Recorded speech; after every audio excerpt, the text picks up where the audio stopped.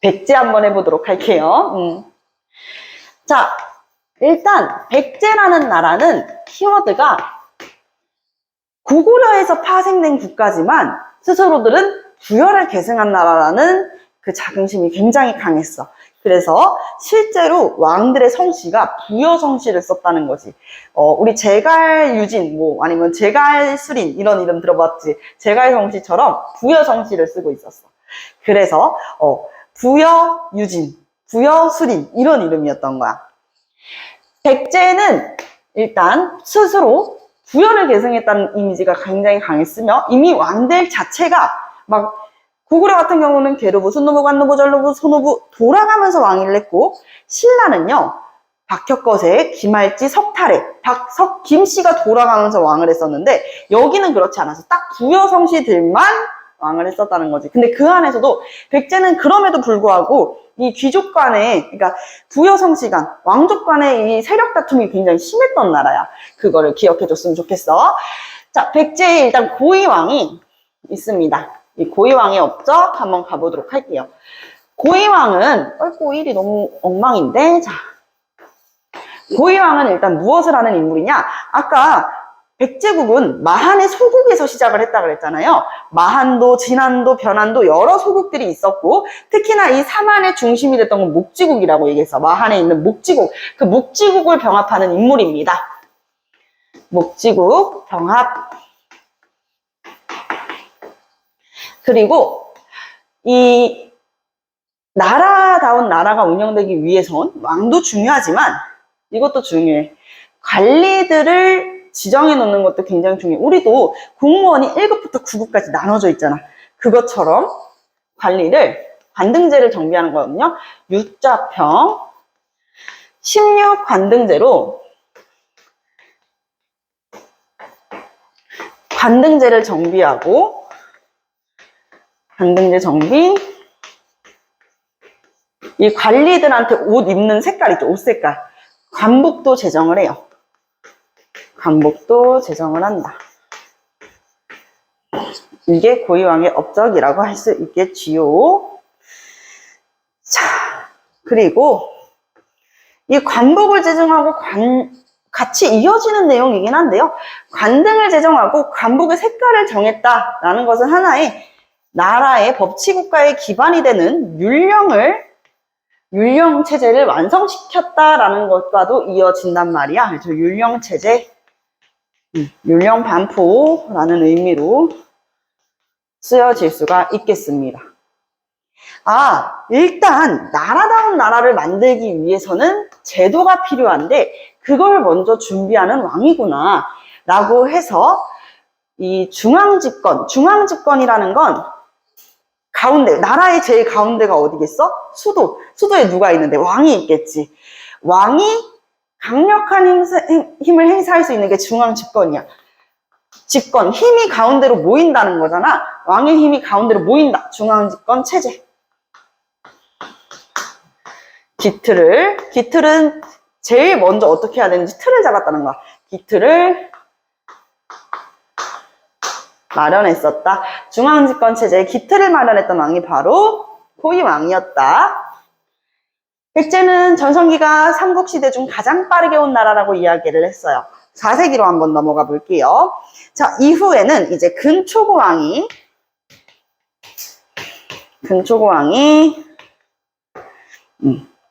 업적으로 넘어가 보겠습니다. 근초고왕 같은 경우에는 일단 키워드 자체가 전성기를 이끌었다는 키워드가 꼭 들어가야 돼. 그래서 4세기 300년대 4세기에 전성기를 이끌었다. 영토를 확장한 사람한테 전성기를 이끌었다라는 말을 쓰게 되거든요. 전성기의 기준은 누가 가장 많은 영토를 확장했냐? 근초고왕이 백제 왕들 중에서 가장 많은 영토를 확장했기 때문에 이런 이야기를 하는 것이에요. 전성기를 이끌었다는. 일단 고구려 쪽으로 영토를 확대를 해. 고구려 쪽으로 영토를 확대를 하면서 고구려 북쪽 영토를 확대하면서 북쪽 영토 그 과정에서 평양은 당시 고구려의 영토였단 말이야. 평양성에서 고구려의 왕이었던 고국 원왕을 전사시켜요. 평양성에서 고국 원왕을 전사시켰다. 요거는 좀 헷갈릴 수 있는 게 고구려의 고국 원왕과 고국 천왕이 또 있다 보니까 헷갈릴 수가 있을 거야. 고국 천왕은 진대법이라고 하는 백성들을 위한 정책을 생각해냈던 왕이었고, 이 고국 원왕 같은 경우에는 이런 거지. 와, 원통하다. 원통해. 고구려를 내가 더 지켰어야 됐는데 근초고왕한테 죽다니. 아이고, 너가 원통하네. 고국 원왕인 것이죠. 고국 원왕이 이때 백제 근초고왕에 의해서 전사하게 되면서 이쪽 고구려가 가지고 있는 영토까지도 근초고왕이 더 넓게 확장을 하게 됐다. 그러면 이렇게 북쪽으로만 영토를 확장했을까? 아니야. 남쪽으로도 영토를 확장했는데 어떻게 했냐면 이 목지국을 병합했던 고위왕처럼 이 마한의 자녀 세력을 다 복속시켜요. 마한의 자녀 세력을 복속시킨다.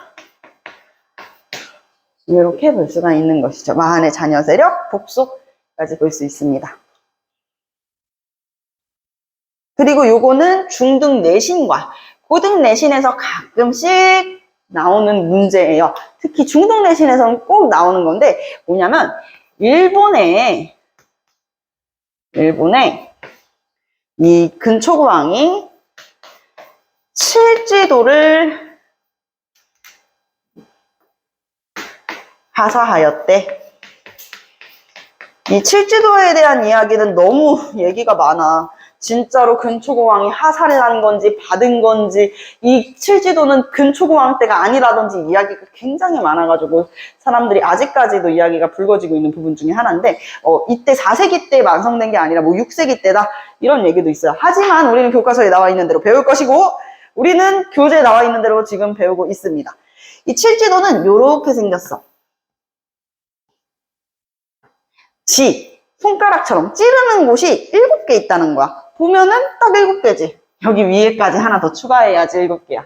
그래서 하나, 둘, 셋, 넷, 다섯, 여섯, 일곱. 찌르는 곳이 있고 7개 있다 그래가지고 칠지도라고 부르고 있다. 요거는 한글로 써야겠구나. 칠지도를 하사했다. 이를 통해서 왜 일본과도 교류를 했다라는 거 알 수 있는 것이에요. 좋습니다. 자, 여기까지. 그리고 일본이랑만 교류를 하면은 크게 뭐 일본은 막 이때부터 엄청 잘 살았던 나라는 아니란 말이야. 여기에서 동북아시아 중에서 그나마 발전이 가장 빨리 됐었던 건 중국이야. 당시 중국은 동진이라고 하는 나라였어. 중국. 동진과 교류하였다. 중국 동진과도 교류를 했다는 거지. 당시 이 중국 때는 위진남북조라고 해서 들어봤을 거야. 이 위나라, 총나라, 오나라가 아까 선생님이 얘기한 유비관우 장비 알지? 이 삼국지의 배경이 되는 때란 말이에요. 총나라에 유비가 있었고 오나라의 손견, 그리고 위나라가 원래 조조가 위나라를 세웠다라고 하는데 사실상 위나라를 세운 건 조조의 아들이었던 조비였어. 그래서 조비의 위나라까지 이 삼국 중에서 생각 외로 대부분의 친구들은 유비관우 장비가 총나라니까 유비의 총나라가 이 삼국을 통일했을 거라고 생각을 해. 그렇지 않아. 가장 많은 힘을 행사했었던 거, 더 큰 세력을 만들 수 있었던 것은 다른 총나라와 오나라를 견제할 수 있을 만큼, 잔뜩 긴장할 수 있을 만큼의 힘을 행사했던 건 위나라야. 그래서 위나라가 삼국을 통일하는 듯 싶었으나 이 사마염의 진나라가 삼국을 통일해. 그러면서 위진이 되는 거야. 근데 이 진나라, 아까 선생님이 얘기한 진시황의 진나라랑 헷갈리지? 그래서 우리가 편의상 서진이라고 불러요. 서쪽의 진나라라고 해서.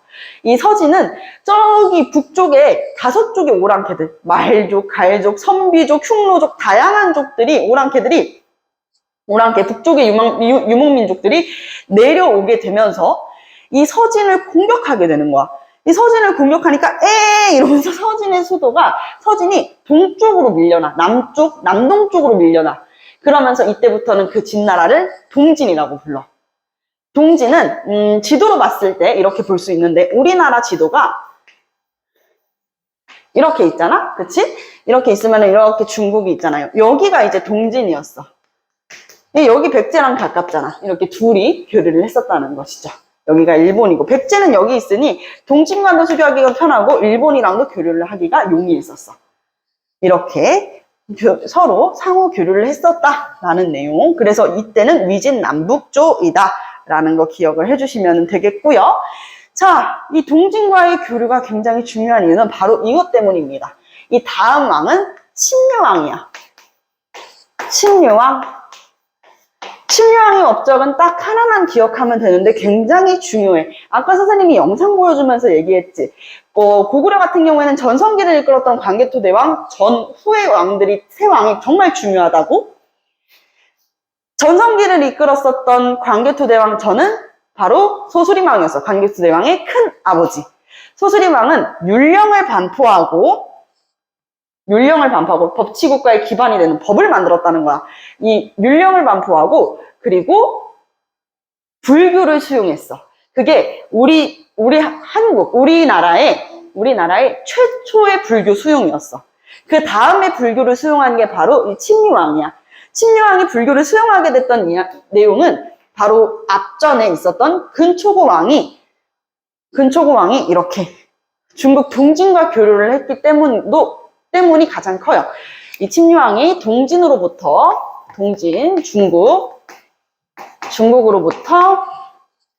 불교를 수용하게 돼.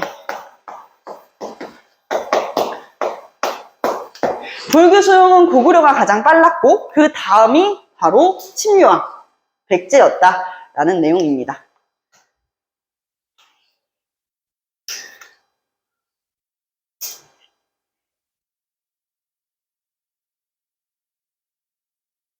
자, 친유왕이 불교를 수용하고 나서 이제는 비유왕으로 잠시 내려와 볼게. 이 비유왕은 신라의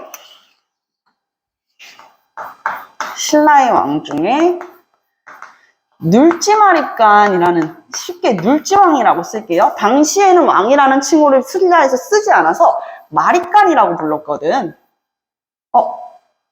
눌지마리간 이라는 칭호를 썼지. 선생님이 왜 뇌물마리간 설명을 안 하고 이거 먼저 하지 싶었는데 지금 백제하고 있는 거니까 흐름으로 먼저. 자, 비유왕이랑 신라의 이 눌지왕이 서로 동맹을 맺어. 고구려가 점점 힘을 키워가고 있으니까 이게 두렵잖아. 그래서 신라의 나자를 쓰고 백제의 제자를 써서 나제 동맹을 결성해. 나제 동맹을 결성한다.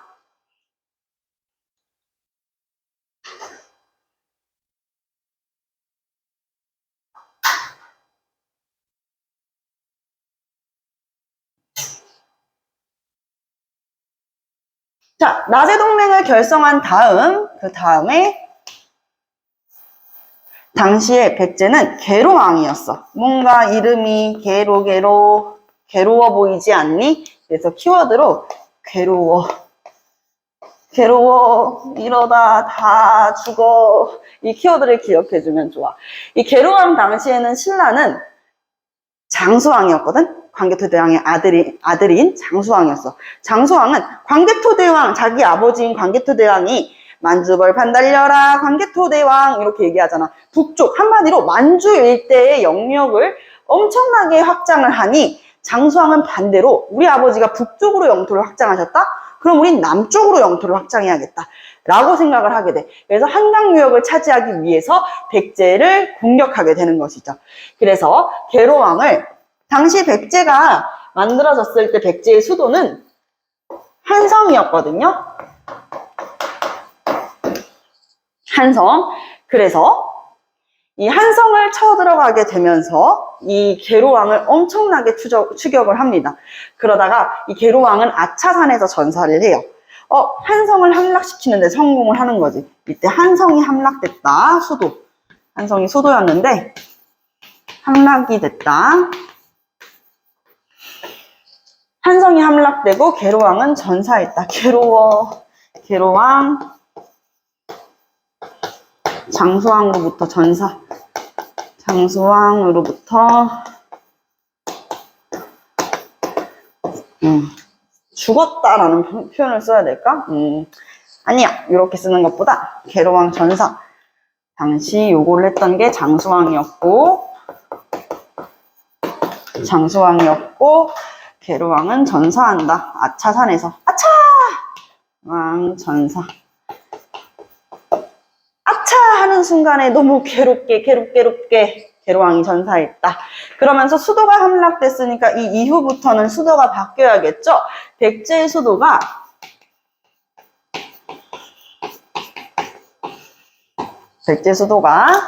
한성에서 웅진으로 천도가 됩니다. 웅진은 공주예요. 웅진으로 이제 천도가 되는 것이다.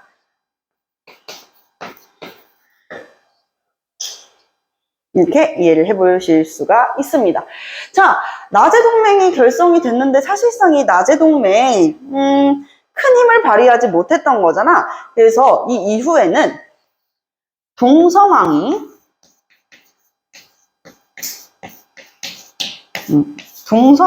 여기 네모 안 쳤지? 왕들 이름에 실제로 지우고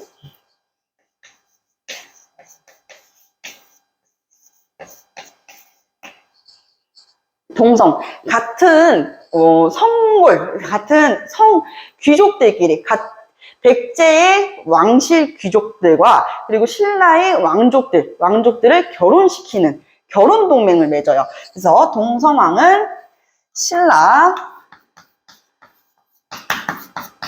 소지마리깐 때 소지왕 이것도 마찬가지로 마리깐이었다. 소지마리깐과 결혼동맹, 혼인동맹이라고 할게요. 혼인동맹을 맺었다. 왜 혼인동맹을 왜 맺었는데요? 나제동맹을 강화하기 위해서였다.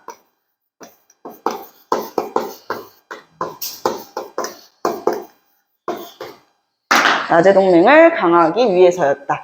여기까지 하고 그리고 옆으로 살짝 갈게요.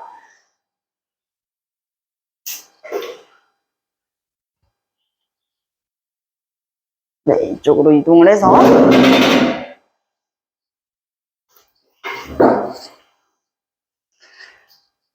자, 그 다음은요, 무령왕이에요. 백제가 처음부터 얘기했지만 굉장히 좀 왕족들끼리 삐그덕삐그덕 거렸다 그랬잖아. 세력이 분파되어 있었다고. 이 귀족 세력들이 막 지방에서 막 계속 싸우고 막 영향을 행사하고 막 어지러우니까 결국에는 지방에다가 22단로를 설치하고 왕족을 파견해서 이 혼란을 잠재우려고 했었던 것이에요. 무령왕은 사실 업적이 요거 하나인데도 불구하고 시험 문제에 되게 잘 나와. 그 이유는 무엇이냐면 22단로의 왕족을 파견했다는 이 업적도 있고 바로 무령왕의 무덤 때문이야. 무령왕릉은 벽돌 무덤 양식이에요.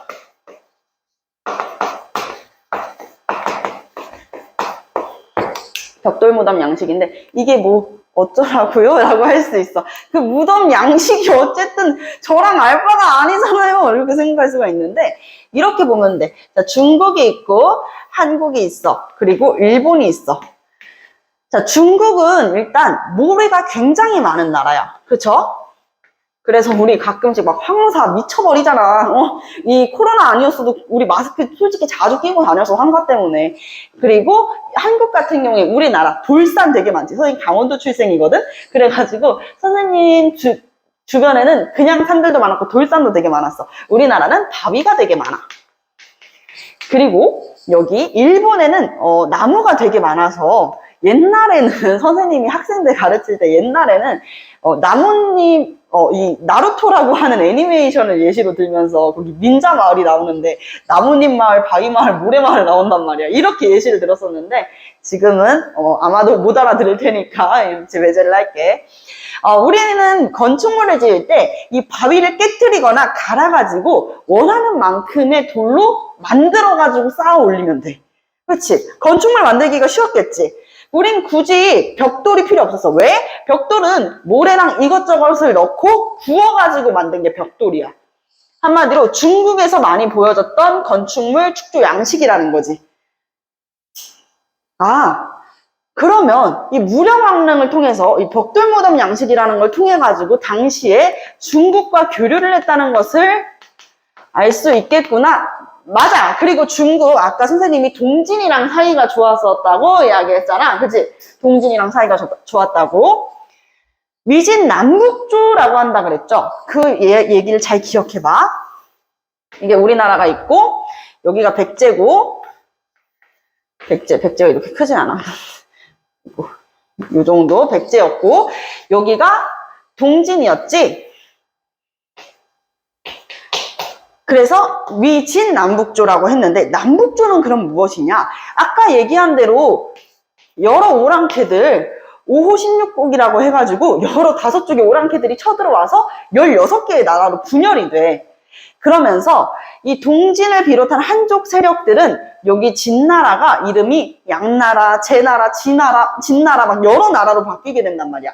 그래서 한족이 있었던 때를 남조로, 북쪽에 오랑캐들, 특히나 선비족이 엄청 잘 싸웠거든. 그래서 선비족의 북위라는 나라가 중심이 되었었던 북조로 나뉘어졌던 거야. 북방의 유목민족들은 북조, 그리고 한족의 나라들은 남조로 나라를 묶었구나. 특히 이 남조 시대 때 양나라 있죠. 아까 나라 이름이 몇 번 바뀌었다고 얘기했어. 양나라, 제나라, 진나라. 그중 양나라에서 받아온 양식이라는 거야. 이 무덤 양식이. 무령왕릉을 통해서 중국과도 굉장히 원활하게 교류를 했다는 거 알 수 있구나. 생각보다 문제에 잘 나와서 선생님이 다시 한번 언급을 했고요. 자, 무령왕 다음은 성왕입니다. 성왕, 별표 2개. 참 신기한 게 고구려 같은 경우에는 시험 문제에 가장 잘 나오는 게 전성기 전후로 소수림왕이랑 그리고 전성기를 이끈 광개토대왕 그리고 장수왕이 있어.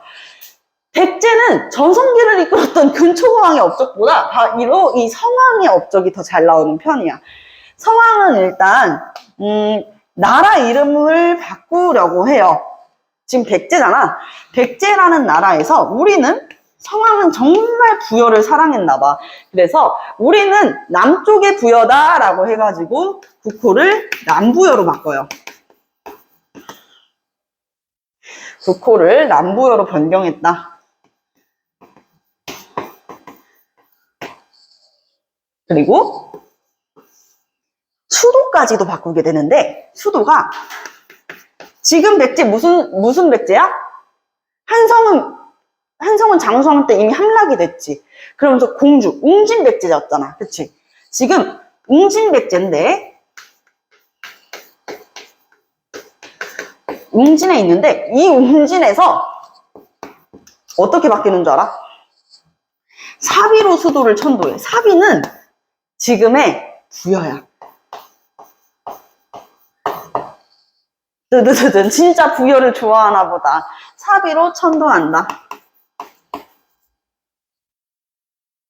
이렇게 알아볼 수가 있고, 당시 성왕은 이 비유왕이랑 그리고 정성왕처럼 나제 동맹을 맺게 되는데, 이 나제 동맹이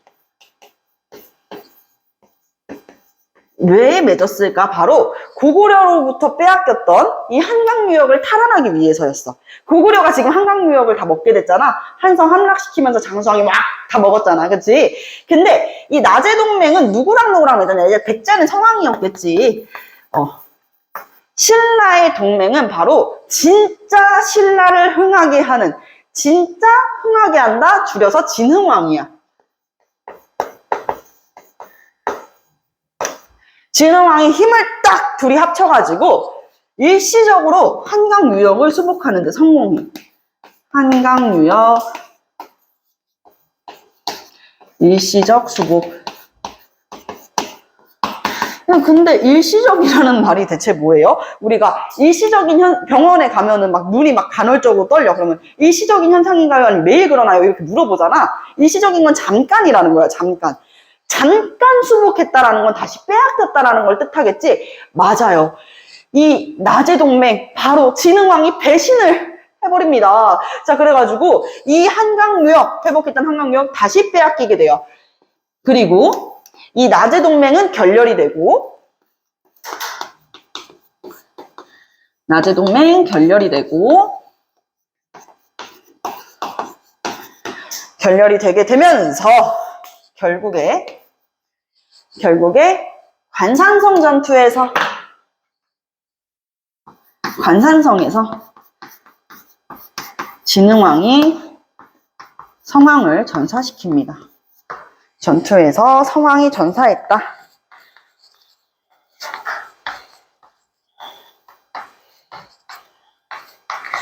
야, 이렇게 밑에 아래에서 쓰는 건 너무 힘들어. 칠판이 조금 더 올라갔으면 좋겠는데. 글씨가 엉망이지만 관산성 전투에서 성왕이 전사하게 되면서 끝이 나게 됩니다. 그리고 한강유역은 빼앗기고 이후에 어떻게 되냐고 이유까지 설명을 한번 해드릴게요.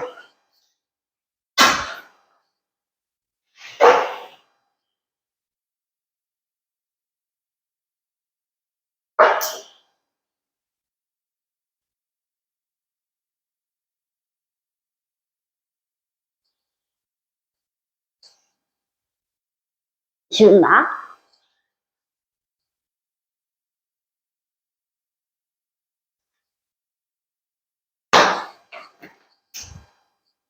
이후에는 사실상 백제는 성왕이 전사하면서 망국의 길로 접어들거든.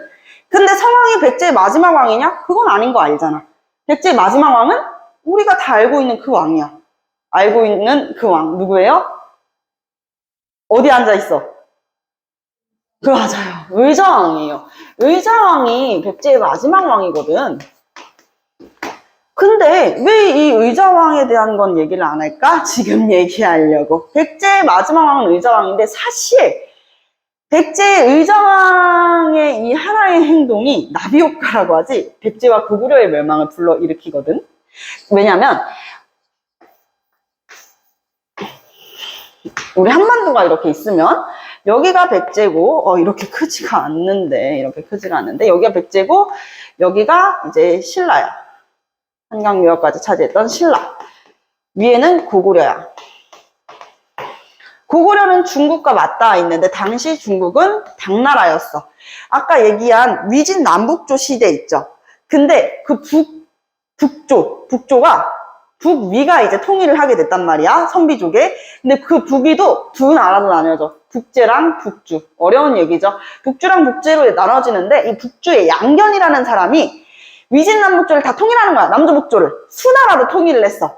그 수나라 얼마 가지 않아가지고 3대 왕에 걸쳐가지고 금방 멸망하거든요. 고구려 원정이 실패해가지고.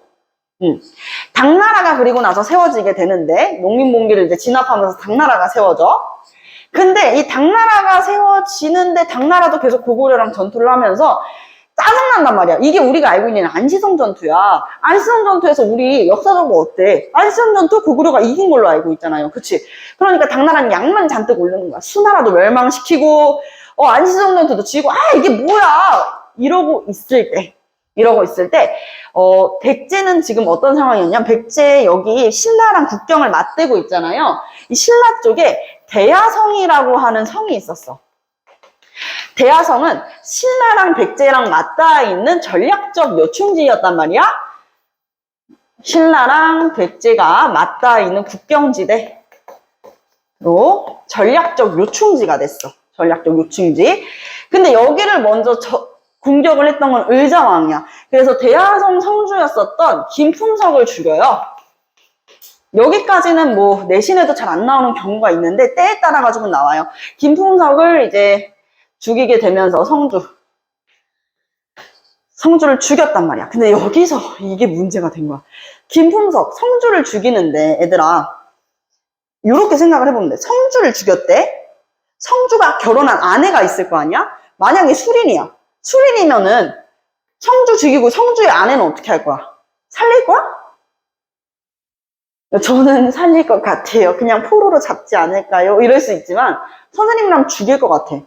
괜히 애매한 적을 만들면 안 돼. 그냥 죽이는 게 낫다고 선생님이 생각을 해. 그렇다고 진짜 막 내가 살인자라는 거 아니야? 막 나쁜 사람 아니고 어쨌든 그 아내를 같이 죽이게 돼요. 성주의 아내를. 근데 그 성주의 아내가 알고 보니 신라의 선덕여왕 동생이 아니라 선덕여왕의 정말 충실한 신하가 있었는데 그 신하가 김춘추였어. 들어봤지, 김춘추? 그 김춘추가 정말 아끼는 딸이었던 거야. 그럼 이 김풍석은 김춘추의 사위였던 거지. 여기에서 김춘추가 진짜 피눈물을 흘려. 자기가 정말 아끼는 딸인데 갑자기 죽음을 맞이한 거잖아. 복수할 거다, 백제. 너네 진짜 죽여버릴 거다. 백제 너네 가만 안 둘 거다 하면서 이 백제에 대한 복수를 하기 위해서 고구려로 올라가요. 왜냐면 고구려도 백제를 싫어하니까 가가지고 고구려 내 말 좀 들어봐 라고 얘기하는데 당시 고구려는 보장왕이 있었던 보장왕 이름도 처음 들어보지 않아?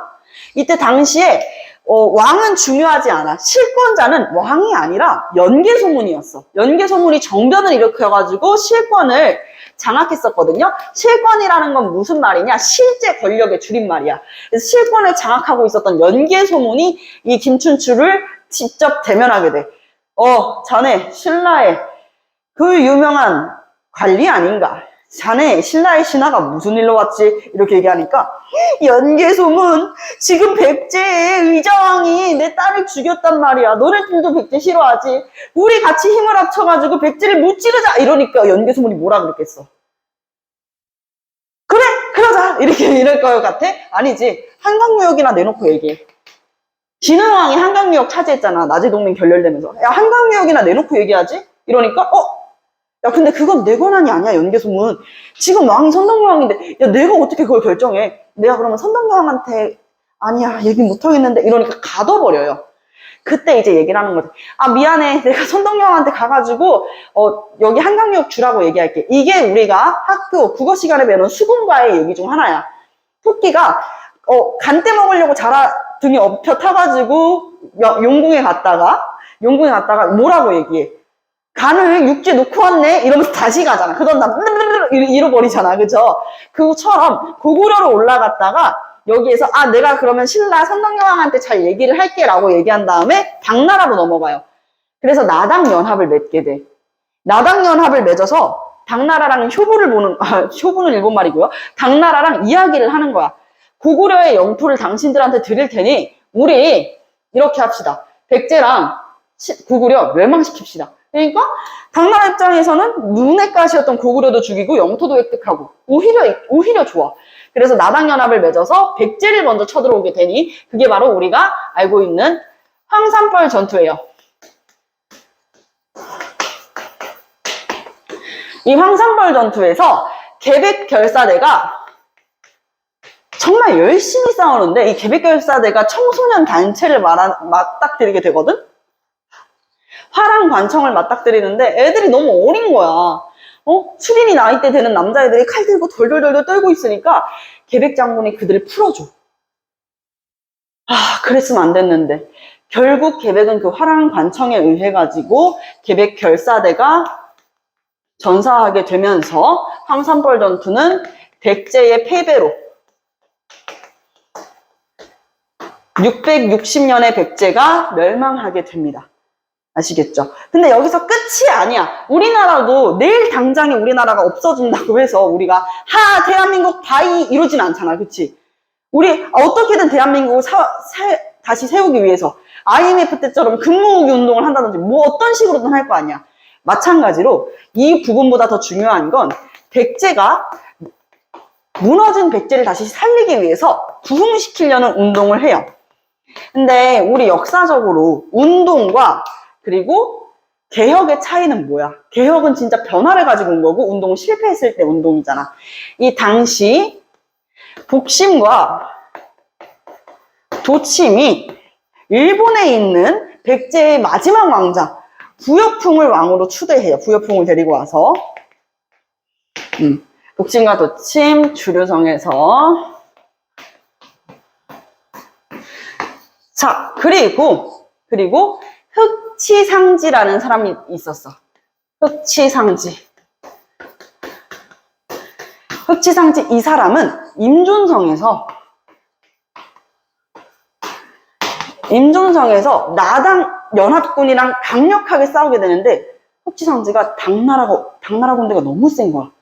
그래서 다시 힘의 차이를 느끼고 당으로 올라가요. 그래서 흑치상지를 배신자로 많이 이렇게 묘사를 하고 있죠. 근데 이것을 어떻게 외우냐? 자, 흑임 배신자 해가지고 흑임자로 외웠습니다. 선생님은 까르르 흑임자 이렇게 외웠었고, 이 마지막 663년 백강전투에서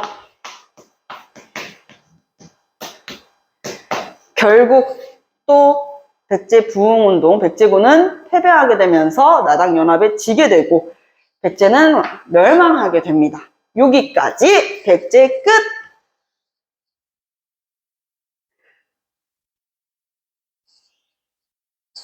백제 끝!